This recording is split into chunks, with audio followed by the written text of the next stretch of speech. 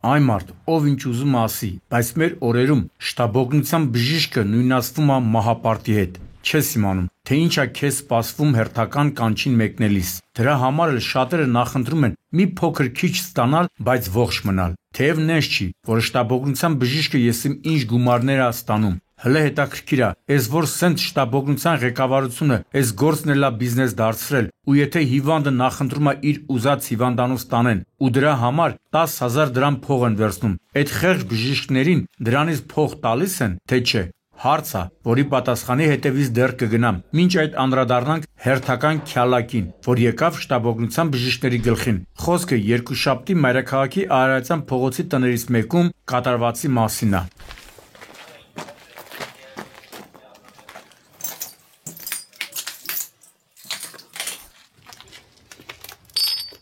Իրենք որեկան ես արդեն են ջարդել էին։ Հասկացա, հետո բարկած էի դու։ Հա, երկասար գնացին ընդերից կացինը վերեցի։ Չէ, ես ջարդել, այստեղ եմ բերել, չէ, իրենք եկան ու ասում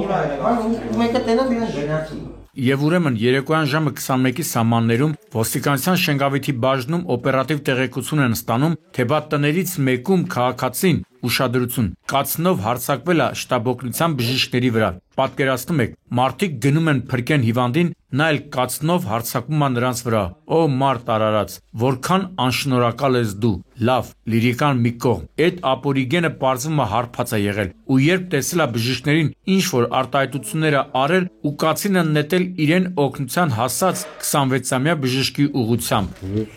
Գիտեմ որ արտորը տակում դրել։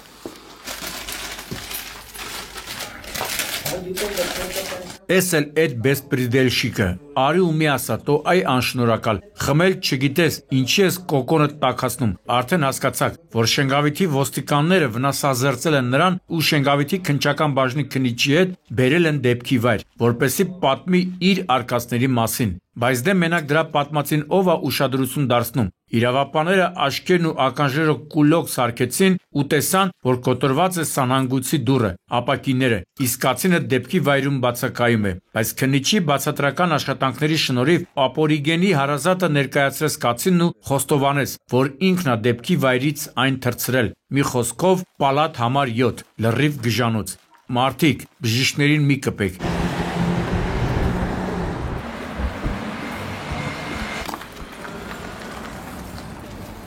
Երևան Երասխ ավտոճանապարհ, օրինակ ձեզ ինչ ասում, այս բառակապակցությունը, ճիշտ եք, հանրապետության ամենահագեցած, բայց նաև ամենավտանգավոր ճանապարհներից մեկն է։ Այս մեր որոշ վարորդներ իրոք անուղղելի են։ Հենց ճանապարհները վատ ալինում, ձեները գցում են կոկորդները,